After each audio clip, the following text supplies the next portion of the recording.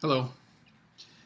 In this video, which is for students in my BMT 1620 personal finance and investment classes, I would like to cover the um, progress tests and the two projects that are due. Please make sure that you've reviewed the earlier videos which contain important information that you should know as well. This is an intensive course. There's a lot of reading and there are a number of things that you need to do in order to succeed. I have had a number of students who have succeeded with solid A's, and I've had almost as many students that have not succeeded. And there's a difference between the two in terms of how they have approached the course. The ones who have succeeded have followed all of the instructions, especially the ones that I'm going to go over today in this video. The ones that haven't bothered to follow the instructions. It's that simple. So let's get started. The first thing that I want to cover is the progress tests. You will have one progress test on for each module, and usually there would be one module per week. In some of the weeks there will be two modules later in the course. The progress tests are available on the publisher's website, which is called My Finance Lab. And I will give you specific instructions for registering for that course sometime by this weekend. Today is the 24th, Thursday of January. I will give you instructions. For those of you who purchased your textbook brand new, you should have a code in that textbook which will get you into the publisher's website. I'll need to add a course code to that, and that'll be in the instructions later this week. For those of you who purchased followed my advice and purchased the less expensive used books online, you don't have a code. You'll have to buy that code from the publisher in order to access the publisher's website. However, the cost of that code added to what you paid for the text should be a lot less than what you would have had to pay for a brand new text, so you're still ahead. The publisher's website has a number of very helpful advantages, which I strongly urge you to use. The first is a study plan for each student. So you set up your own study plan, and you track your progress on that study plan. The publisher's website also offers the opportunity for students to take practice tests. And the practice test is a warm-up for the real thing. It doesn't count in your grade. You take the practice tests, and then when you feel that you're ready, you take the actual test. Before you get into an actual test, make sure that you understand the material in the text, in the chapter that corresponds to that module extremely well. The test is a timed test, and it has approximately 10 questions for each test. The questions have been developed by the author, but I choose the questions that are on the progress test from a test bank, and I choose them in order to give me an idea of how well you have studied and comprehended the material in the textbook. You cannot stop the test and then restart it where you left off. Once you start it, you must complete it. And there aren't any do-overs. In previous semesters, I've allowed students to redo some tests because we've had some major events, earthquakes and hurricanes and snowstorms. Unless something like that happens this semester, you must plan on taking the test once, and the grade that you get is the grade that will be included in the calculation of your final course grade. The grades that you get on the progress tests will not be available on Blackboard. They will not be available on Blackboard. They are available, however, on the My Finance Lab site. So you can log in to My Finance Lab, and you can see the grades that you've gotten on the tests that you've taken, and you can figure out your own average as far as those grades are concerned. So plan on taking, starting next week, progress tests 1 and 2 will appear early Monday morning with the rest of Module 2 on the My Finance Lab, and you have the week to sign in, to get registered on My Finance Lab, to sign in and take the 2 progress tests. Strongly advise that you not wait until the last minute, Sunday afternoon or evening, to take these progress tests. There are a number of reasons for that I won't go into right now, but you should probably plan on taking the progress test on Thursday or Friday of the active week as far as the module is concerned. You'll be much better off. Now, and again, once again, I will publish in the announcements section the instructions for step-by-step instructions for registering for the My Finance Lab website. So you can plan on seeing those probably sometime this weekend. Now, let's move on to the 2 projects. There's a project that is entitled the Long Range Financial Planning, Personal Financial Planning Project. This is going to be exactly what it says. It's going to be your own long-range personal financial plan. You're going to create a document that follows very closely the chapters in the book. You will have a chapter in your document that will be exactly the same as the corresponding chapter in the book. And you are not to simply summarize what you've read in that particular chapter in the textbook. You are to present your own personal situation and a plan for that particular topic for the next 5 to 10 years for yourself. Let me give you a quick example. The chapter on credit cards and short-term credit. You should have a chapter in your long-range financial plan for credit cards and short-term credit. And in this chapter, you identify exactly where you are right now with regard to credit cards.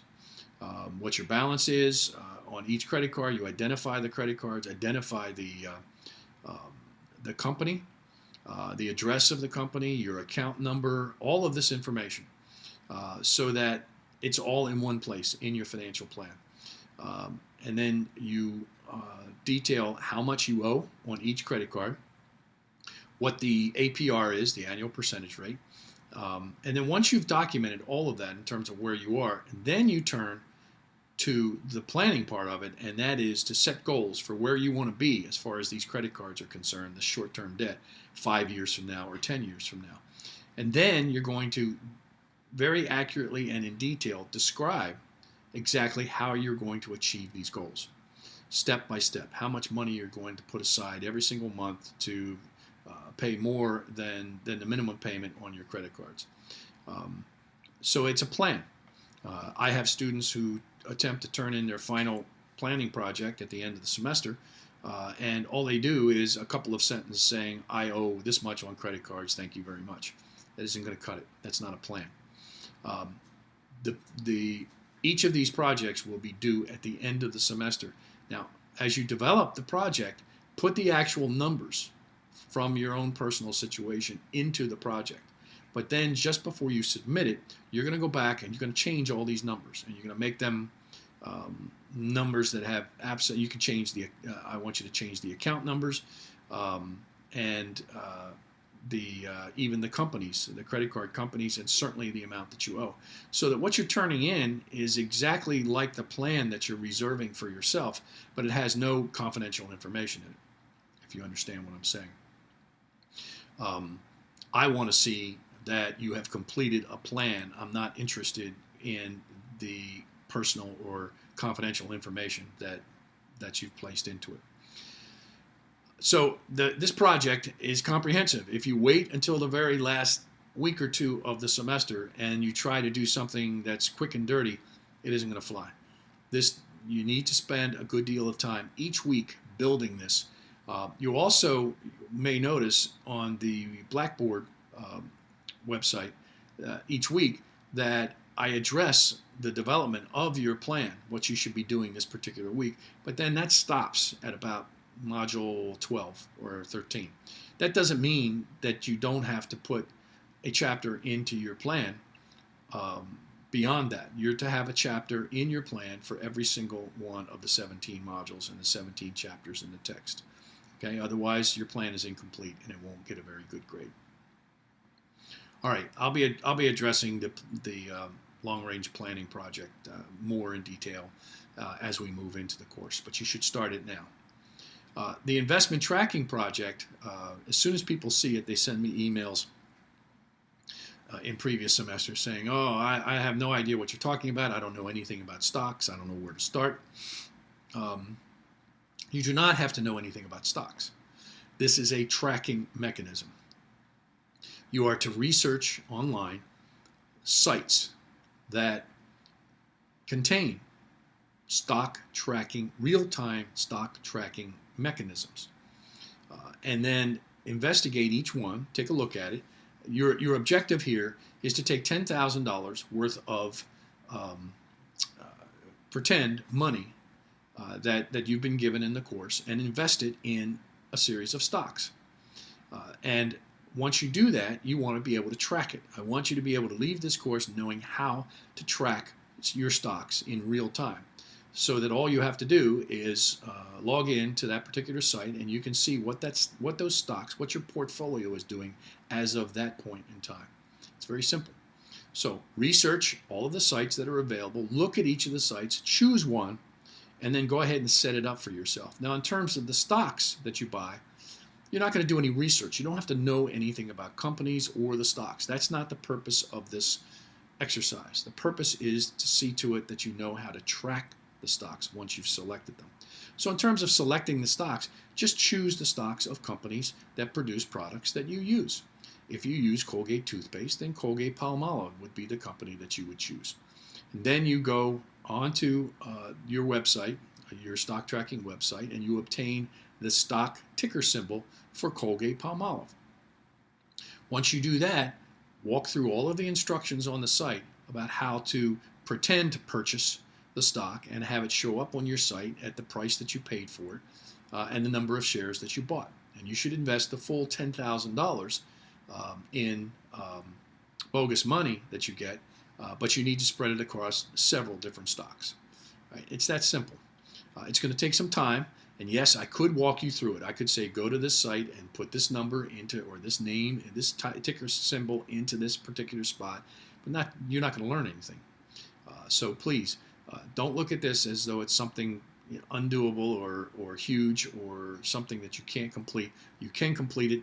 Most of my students have completed it in the past, and I will be happy to answer any questions that you have, but just make sure that they're not questions that simply say, I don't understand. Tell me exactly what you don't understand, and I'll be able to address it. I'll be talking more about this particular project as well later on. So you have to take at least one progress test each module each week. You're going to have the comprehensive long-range personal financial plan to complete, and you're also going to have the investment tracking project, which has to be completed. By the way, on the investment tracking project, don't say, oh, I'm not going to do a site online. I'll just track these stocks on Excel or another type of spreadsheet. I won't accept that. You must demonstrate that you have selected an online tracking site and that you have used that site. And the only way you can do that is to follow the instructions in the course materials, which say that you must make a copy at the beginning of each week of your portfolio, a hard copy. You must make a copy of that portfolio after each purchase or sale of your stocks, and then you must make a copy of that portfolio at the end of each week. So you're going to have 15 weeks worth of hard copies in a notebook or wherever you decide to keep it of these stock tracking efforts. And I will not accept a spreadsheet. Okay, that's all three items that I wanted to discuss today. Please make sure that you get your textbooks as quickly as you can, start reading them, and get ready for your first set of progress tests next week. Thank you.